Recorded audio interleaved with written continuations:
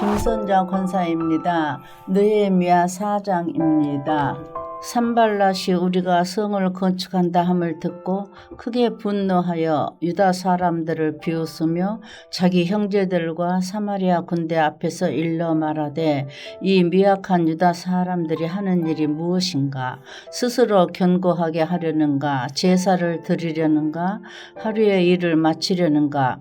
불탄 돌을 흙무더기에서 다시 일으키려는가 하고 암몬 사람 도비아는 곁에 있다가 이르되 그들이 건축하는 돌 성벽은 여호가 올라가도 곧 무너지리라 하더라. 우리 하나님이여 들으시옵소서. 우리가 업신여김을 당하나이다. 원하건대 그들이 욕하는 것을 자기들의 머리에 돌리사 노략거리가 되어 이방에 사로잡히게 하시고 주 앞에서 그들의 악을 덮어 두지 마시며 그들의 죄를 도말하지 마옵소서. 그들이 건축하는 자 앞에서 주를 노하시게 하였음이니이다 하고 이에 우리가 성을 건축하여 전부가 연결되고 높이가 절반에 이르렀으니 이는 백성이 마음들여 이 일을 하였음이니라. 산발락과 도비아와 아라비아 사람들과 암몬 사람들과 아스도 사람들이 예루살렘 성에 중수되어 그 허물어진 틈이 메꾸어져 간다 함을 듣고 심히 분노하여 다 함께 꾀하기를 예루살렘으로 가서 치고 그곳을 요란하게 하자 하기로 우리가 우리 하나님께 기도하며 그들로 말미암아 파수꾼을 두고 주야로 방비하는데 유다 사람들은 이르기를 흙무더기가 아직도 많거늘 짐을 나르는 자의 힘이 다 빠졌으니 우리가 성을 건축하지 못하리라 하고 우리의 원수들은 이르기를 그들이 알지 못하고 보지 못하는 사이에 우리가 그들 가운데 달려 들어가서 살육하여 역사를 그치게 하리라 하고 그 원수들의 근처에 거주하는 유다 사람들도 그 각처에서 와서 10번이나 우리에게 말하기를 너희가 우리에게로 와야 하리라 하기로 내가 성벽 뒤에 낮고 넓은 곳에 백성이 그들의 종족을 따라 칼과 창과 활을 가지고 서 있게 하고 내가 돌아본 후에 일어나서 귀족들과 민장들과 남은 백성에게 말하기를 너희는 그들을 두려워하지 말고 지극히 크시고 두려우신 주를 기억하고 너희 형제와 자녀와 아내와 집을 위하여 싸우라 하였느니라. 우리의 대적이 우리가 그들의 의도를 눈치챘다 함을 들으니라. 하나님이 그들의 꾀를 패하셨으므로 우리가 다 성에 돌아와서 각각 일하였는데 그때로부터 내 수하 사람들의 절반은 일하고 절반은 갑옷을 입고 창과 방패와 활을 가졌고 민장은 유다 온 족속의 뒤에 있었으며 성을 건축하는 자와 짐을 나르는 자는 다 각각 한 손으로 일을 하며 한 손에는 번기를 잡았는데 건축하는 자는 각각 허리에 칼을 차고 건축하며 나팔 부는 자는 내 곁에 섰었느니라. 내가 귀족들과 민장들과 남은 백성에게 이르기를 이 공사는 크고 넓음으로 우리가 성에서 떨어져 거리가 먼저 너희는 어디서든지 나팔 소리를 듣거든 거리로 모여서 우리에게로 나아오라. 우리 하나님이 우리를 위하여 싸우시리라 하였느니라. 우리가 이같이 공사하는데 무리의 절반은 동틀 때부터 별이 나기까지 창을 잡았으며 그때 내가 또 백성에게 말하기를 사람마다 그 종자와 함께 예루살렘 안에서 잘지니 밤에는 우리를 위하여 파수하겠고 낮에는 일하리라 하고 나나 내 형제들이나 종자들이나 나를 따라 파수하는 사람들이나 우리가 다 우리의 옷을 벗지 아니하였으며 물을 기르러 갈 때에도 각각 병기를 잡았느니라. 하늘에 계신 우리 아버지여 이름이 거룩히 여김을 받으시오며 나라가 임하옵시며 뜻이 하늘에서 이룬 것 같이 땅에서도 이루어지이다. 오늘날 우리에게 일용할 양식을 주옵시고 우리가 우리에게 죄 지은 자를 사하여 준 것 같이 우리 죄를 사하여 주옵시고 우리를 시험에 들게 하지 마옵시고 다만 악에서 구하옵소서. 대개 나라와 권세와 영광이 아버지께 영원히 싸움나이다. 아멘.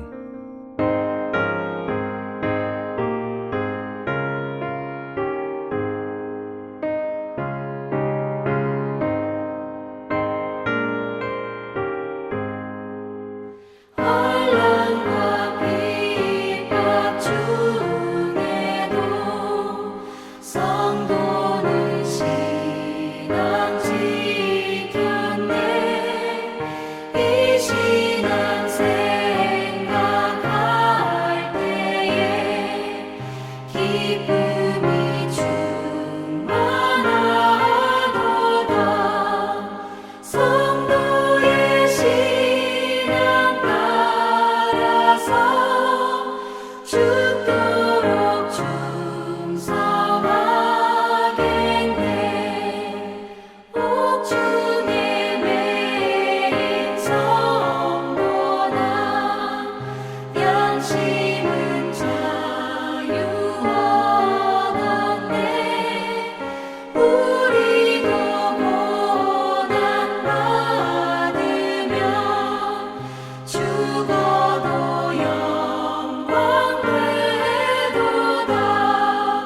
성도의 신앙 따라서 죽도록 충성하겠네.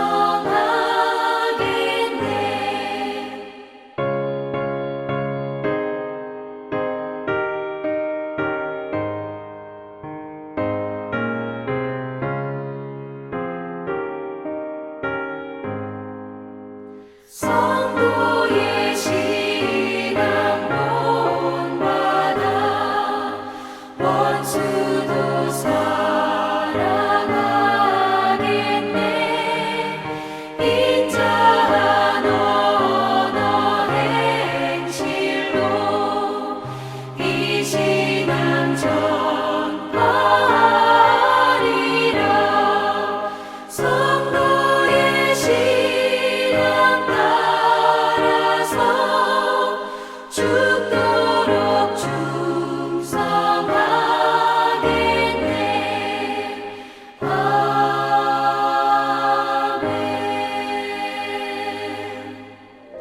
하나님의 말씀은 데살로니가 후서 1장 1절에서 12절까지의 말씀입니다. 11절과 12절 말씀을 제가 읽도록 하겠습니다. 이러므로 우리도 항상 너희를 위하여 기도함은 우리 하나님이 너희를 그 부르심에 합당한 자로 여기시고 모든 선을 기뻐함과 믿음의 역사를 능력으로 이루게 하시고 우리 하나님과 주 예수 그리스도의 은혜대로 우리 주 예수의 이름이 너희 가운데서 영광을 받으시고 너희도 그 안에서 영광을 받게 하려 함이라. 아멘. 오늘 하나님의 은혜와 평강이 여러분 삶 가운데 가득하시길 주님의 이름으로 축복합니다. 데살로니가 후서는 처음 편지 이후에 이제 전보다 심각한 어떤 공동체 안의 문제 때문에 사도 바울이 급하게 다시 이어서 편지를 하고 있는 내용을 기록한 책입니다. 두 가지 문제였는데 하나는 이제 그들이 겪는 고난의 문제였고 또 하나는 내일도 다뤄질 내용이긴 합니다만 재림과 관련된 그들의 오해 때문에 빚어진 어떤 영적인 문제를 다루고 있습니다. 자, 먼저 바울은 데살로니가 성도들의 믿음과 사랑에 대한 감사로 또 칭찬으로 편지를 시작을 하죠. 3절 말씀 보면 형제들아 우리가 너희를 위하여 항상 하나님께 감사할지니 이것이 당연함은 너희의 믿음이 더욱 자라고 너희가 다 각기 서로 사랑함이 풍성함이니 라고 말씀하죠. 데살로니가 교회는 사실 핍박과 함께 시작된 교회라고 해도 과언이 아닙니다. 이제 데살로니가 교회는 사도 바울이 2차 전도 여행 당시에 이제 세우게 된 유럽의 두 번째 교회입니다. 그래서 의미적으로는 큰 의미를 가지는 교회인데 사도행전 17장 말씀 보면 베레아의 유대인들이 소동을 일으키고 그로 인해서 이제 바울이 아덴으로 쫓겨나게 된 어떤 그런 상황이 이제 벌어지는 내용이 기록되어 있는데 이때 이제 이 교회가 세워지자 얼마 안 돼서 그가 이제 쫓겨난 이 상황. 그래서 믿음으로 아직 성숙하지 못한 데살로니가 교회 성도들이 행여나 흩어질까봐 믿음에서 파선하게 될까봐 노심초사하던 차에 디모데를 이제 보내게 되죠. 위험을 불사하고 디모데를 보내게 됩니다. 다행히 디모데를 통해서 듣게 된 내용이 상당히 긍정적인 내용이었어요.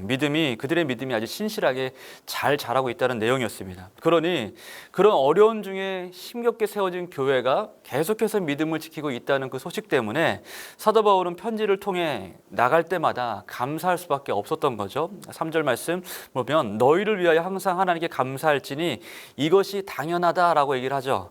너희를 생각하면 감사만 나온다. 사실 이것이 하나님께서 우리를 바라보실 때 하는 어떤 그런 표현들이었으면 좋겠습니다. 너희를 생각하면 정말 감사만 나온다라고 고백되는 저와 여러분들의 삶이 되길 소망해 봅니다. 자, 사도 바울이 이제 감사하고 또 그들을 자랑함에 이제 진짜 이유가 이제 4절에 소개가 되는데요. 그들이 박해, 모든 박해라고 소개가 되고 있는데 모든 박해와 환난 중에서 인내와 믿음의 모습을 끝까지 지키고 있다라는 것이었습니다. 4절 말씀 보시면 그러므로 너희가 견디고 있는 모든 박해와 환난 중에서 너희 인내와 믿음으로 말미암아 하나님의 여러 교회에서 우리가 친히 자랑하노라 라고 얘기합니다. 사도 바울은 그 누구보다도 핍박과 고난에 있어서는 그 고난의 의미에 대해서는 누구보다도 잘 아는 사람이었죠. 여러분 잘 아시는 대로 고린도 교회에 보냈던 편지만 봐도 그가 그의 사도성을 변론하기 위해서 그가 복음을 위해서 수고할 때 어떤 희생과 대가를 치렀는지에 대해서 장황하게 설명하는 내용이 나옵니다. 정리해 보면 그가 40에 하나 감한 매를 5번이나 맞았고 또 태장을 몇 번 맞고 또 3번 파선하고 강도 동족 이방인 등등의 이런 위험, 바다의 위험을 지나고 또 거짓 형제들의 또 고난을 당하기도 하고 인간적인 가장 근본적인 욕구죠. 먹는 것, 마시는 것, 입는 것, 추위, 배고픔, 목마름 이와 같은 시간들을 넉넉히 보냈다, 많이 보냈다라고 얘기를 합니다. 그와 같은 가혹한 시간을 보내면서 사도 바울은 그야말로 고난에 있어서 이 고난이 주는 큰 유익과 하나님께서 우리 가운데 주시는 은혜의 의미를 잘 아는 사람이었죠. 그래서 고린도서 11장 30절 말씀 보면 그와 같은 고난을 겪었음에도 불구하고 내가 부득불 자랑한다. 내가 약한 것을 오히려 자랑한다 라고 고백하고 있습니다. 바울은 오히려 그때의 일을 자랑합니다. 왜 그랬나요? 자신을 통해서 그와 같은 시간을 통해서 예수의 복음이 증거되는 것과 그리고 하나님의 영광이 드러날 수 있었다는 것 자체만으로도 자신은 이만큼 감사한 것이 없다라고 얘기를 하고 있는 거죠. 그와 같이 핍박과 고난 가운데 인내와 믿음으로 그 시간을 견뎌내고 있는 너희가 그와 같이 나에게도 자랑이다 라고 말씀하고 있는 것입니다. 여러분 시편 말씀 보면 이런 말씀이 있죠. 의인은 고난이 많으나 여호와께서는 그의 모든 고난에서 건지신다 라고 말씀하고 있습니다. 의인은 고난이 많다. 그러나 하나님께서는 그 모든 고난의 시간들에서 그들을 건지신다라고 고백하죠. 여러분 아멘입니다. 여러분 중에 고난당하는 분이 계십니까? 사도 바울처럼 모든 상황 가운데 함께 하시고 지키시고 또한 인내하게 하시는 우리 주님을 더 힘있게 붙드시는 저와 여러분 되길 소망해 봅니다. 주님께서 반드시 건지실 것입니다.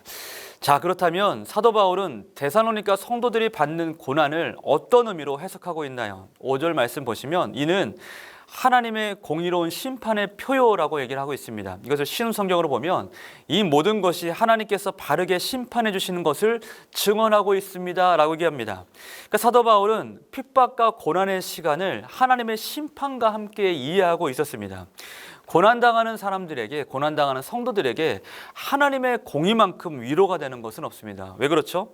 왜냐하면 하나님만이 가장 공의롭고 선하신 분이시기 때문에 결국은 하나님만이 바르게 판결하시고 또 바르게 심판하실 것이기 때문에 그렇습니다. 그것이 우리 가운데 위로가 되는 것이죠.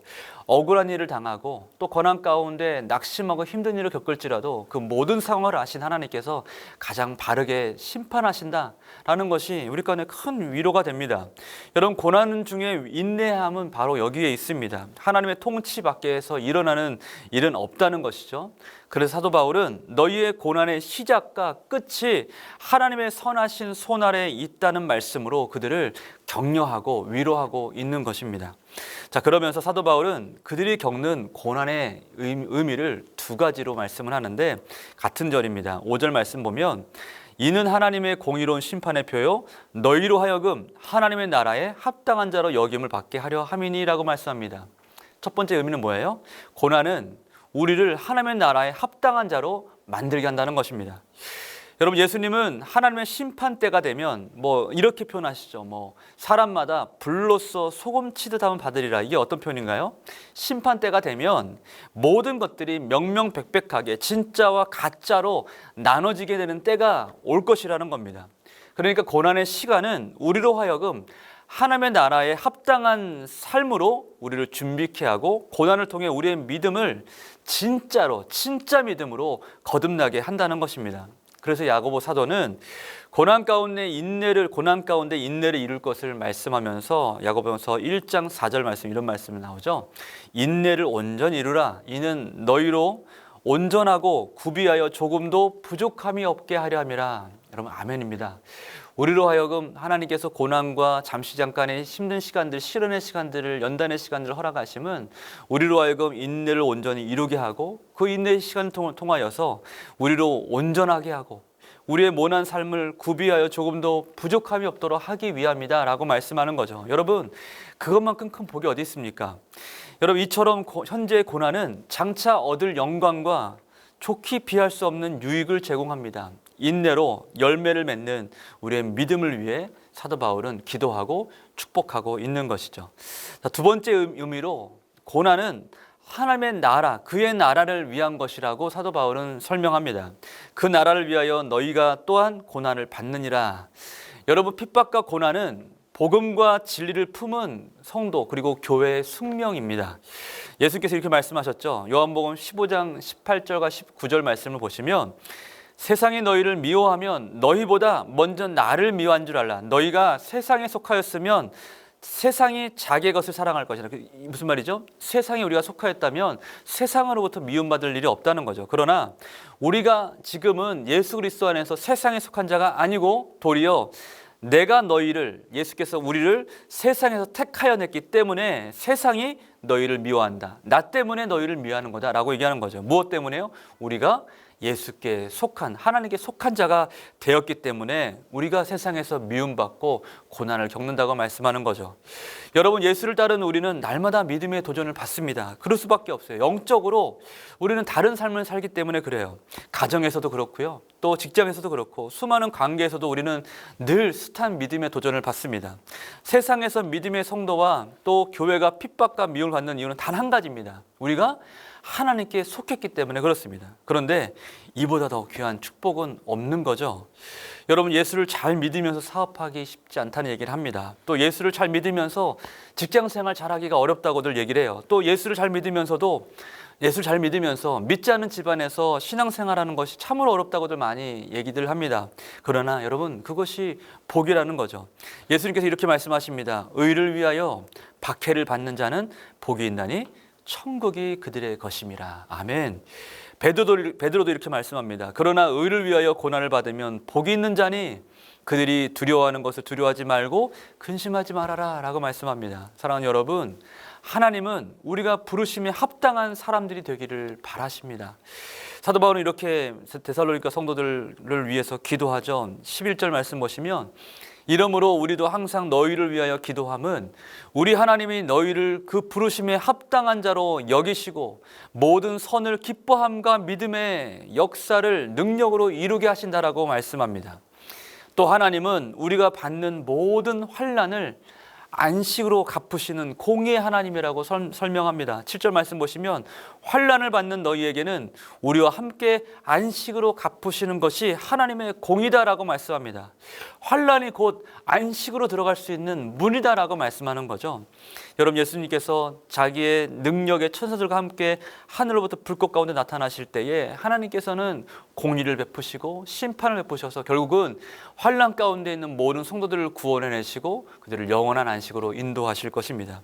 자, 그렇다면 이와 같은 은혜로 우리 함께 하신 하나님, 그 하나님께서 지금의 고난의 현실 가운데 살고 있는 우리에게 원하시는 것은 무엇일까요? 하나님은 우리가 고난에 순복하지 않고 고난에 엎드리지 않고 굴복하지 않고 오직 복음에 복종하는 사람들이 되기를 원하십니다. 8절과 9절 말씀 보면 하나님께 영원한 형벌 받는 사람들이 어떤 사람들이 나와요? 예수의 복음에 복종하지 않는 사람들이라고 얘기합니다. 곧 믿지 않는 사람들이죠. 사도 바울은 복음에 복종하는 자들이 될 것을 말씀합니다. 여기서 복종이라는 단어는 아래에서 듣다, 주의 깊게 듣다 또는 따르다라는 의미의 단어를 사용하고 있습니다.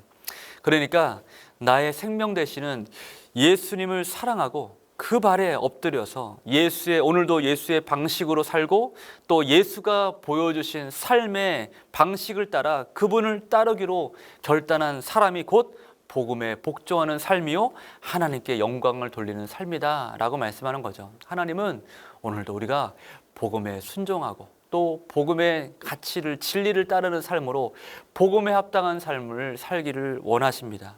말씀 마무리하면서 사랑하는 성도 여러분, 어려운 시대에 복음으로 사는 것이 더 어렵고 고단한 시대를 우리가 지나고 있습니다. 여러분 우리의 싸움은 믿음의 싸움입니다. 결국은 믿음의 싸움입니다. 믿음의 싸움 반드시 하나님께서 도우시고 승리하게 하십니다.